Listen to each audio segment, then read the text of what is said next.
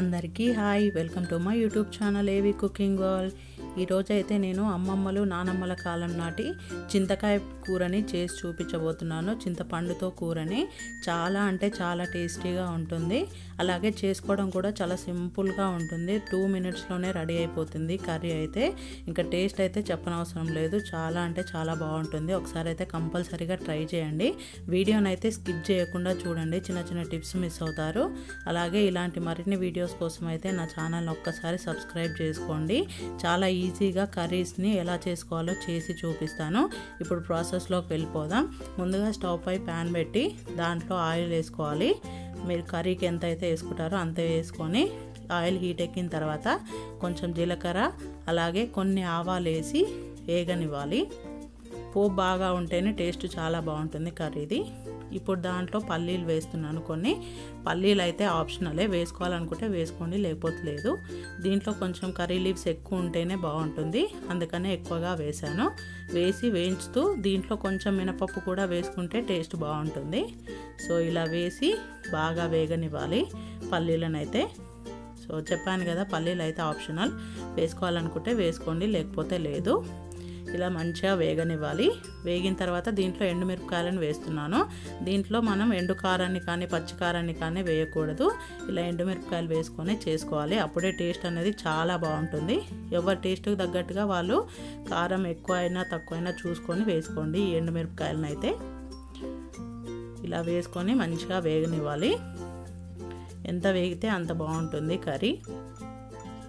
ఇప్పుడు దీంట్లో ఉల్లిపాయలను వేస్తున్నాను.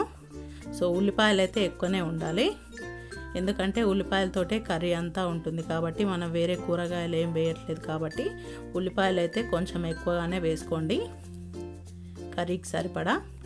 సో ఇలా వేసి దీంట్లో కొంచెం ఉప్పు వేస్తున్నాను, ఉల్లిపాయలు త్వరగా వేగడానికి.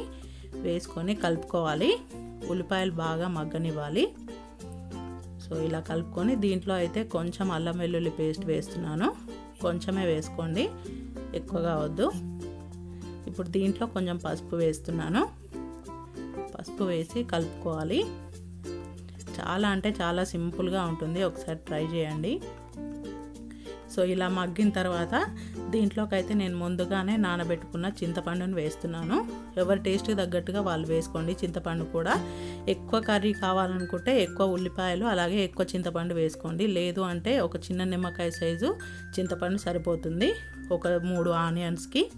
సో ఇలా వేసేసుకున్నాను ముందే నానబెట్టుకొని. ఇలా వేసేసుకుంటే కర్రీకి పులుపు అనేది సరిపోతుంది. సో చింతపండు కూర అన్నాం కదా అని ఎక్కువ మొత్తం చింతపండే వేయకూడదు. సో ఆనియన్స్ ఎక్కువ ఉండాలి ఈ కర్రీలో. ఇలా ఉంచి ఇప్పుడు దీంట్లో కొన్ని వాటర్ వేస్తున్నాను. ఇలా వేసేసుకొని ఈ వాటర్ అంతా దగ్గరకు వచ్చేలాగా మరిగించుకోవాలి కూరనైతే. సో అప్పుడే టేస్ట్ చాలా బాగుంటుంది.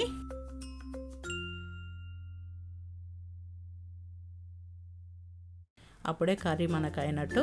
ఇప్పుడు దీంట్లో కొంచెం జీలకర్ర మెంతుల పొడి వేస్తున్నాను. చింతపండు కూర కదా, ఇలా వేస్తే టేస్ట్ చాలా బాగుంటుంది. సో ఇలా వేసి ఈ నీళ్ళంతా ఇంకిపోయి ఆయిల్ అంతా పైకి వచ్చేంత వరకు మనం కూరనైతే వండేసుకోవాలి. సో ఇలా పెట్టేసి దీంట్లో ఇప్పుడు కొంచెం ధనియాల పౌడర్ని వేస్తున్నాను. సో ఇలా వేసి మొత్తం కలిపేసుకుంటున్నాను. కలిపేసుకొని మూత పెట్టి ఒక 10 నిమిషాలు ఉంచితే ఇలా దగ్గరగా వచ్చింది, చూసారు కదా. కూర అంతా ఇలా దగ్గరగా రావాలి. ఇలా వస్తే ఇంకా స్టవ్ ఆఫ్ చేసి దించేసుకోవడమే. సో ఇంకింతే, ఎక్కువ ప్రాసెస్ ఏం లేదు, చాలా సింపుల్గా చేసేసుకోవచ్చు ఈ కర్రీని అయితే. ఇలా చేసేసుకొని వేడివేడి అన్నంలోకి సర్వ్ చేసుకుంటే చాలా అంటే చాలా బాగుంటుంది. ఏం లేనప్పుడు ఇంట్లో కూరగాయలు ఇలా ఒకసారి వండుకొని చూడండి, చాలా టేస్టీగా ఉంటుంది. సో ఈ వీడియో కనుక మీకు నచ్చినట్టయితే ఈ వీడియోకి లైక్ చేసి నా ఛానల్ని అయితే ఒక్కసారి సబ్స్క్రైబ్ చేసుకోండి. ఇలాంటి టేస్టీ అండ్ ఈజీ రెసిపీస్ని చేసి చూపిస్తాను నా వేలో ఎలా చేస్తారో. Please do subscribe my channel for more videos. Thanks for watching. Thank you.